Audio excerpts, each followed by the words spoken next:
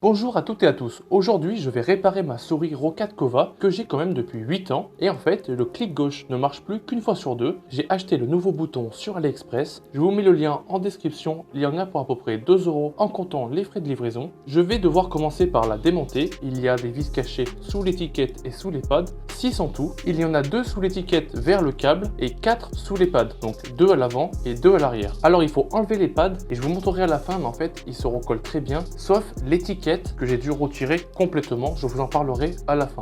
Donc une fois les 6 vis retirées, on peut ouvrir la souris en deux.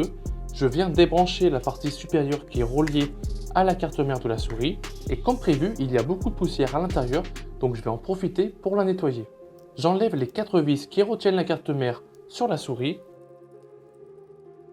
ainsi que la petite vis qui retient la mini carte électronique qui se trouve dans la molette. Je peux maintenant retirer la carte mère de la souris, je viens débrancher son alimentation et maintenant je vais dessouder le bouton qui est HS et pour information je suis un novice en soudure et pourtant je me suis débrouillé. J'ai chauffé les 3 points de soudure un par un et enlevé le surplus d'étain avec une pompe. Ensuite avec un petit tournevis j'ai fait levier sur le bouton et j'ai dessoudé les 3 pattes une par une. Et comme je vous l'ai dit je ne suis pas un expert en la matière, il y a vraiment des meilleures manières pour le faire. Et bien sûr je vais venir souder le nouveau bouton en lieu et place de l'ancien et bien sûr je vais le mettre dans le bon sens. Je vais venir ajouter de l'étain sur les 3 pattes et le tour est joué.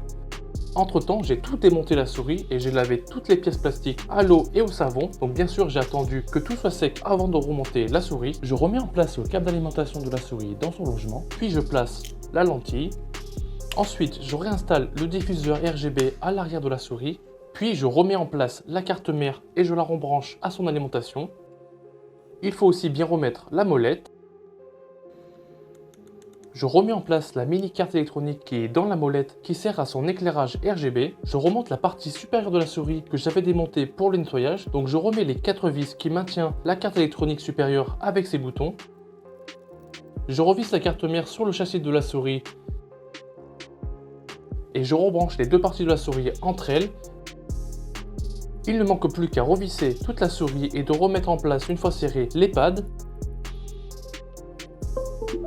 Donc je suis assez content, j'ai réussi à réparer cette souris pour seulement 2 €. Point positif, les pads sont bien restés collés à la souris, donc la souris glisse toujours aussi bien qu'avant. Et comme je vous ai dit en début de vidéo, j'ai dû enlever complètement l'étiquette qui se trouvait dessous, car elle frottait contre le tapis de souris, car elle était un peu décollée. Alors si vous avez aimé cette petite réparation, likez la vidéo et abonnez-vous, et on se retrouve à la prochaine. Allez, ciao!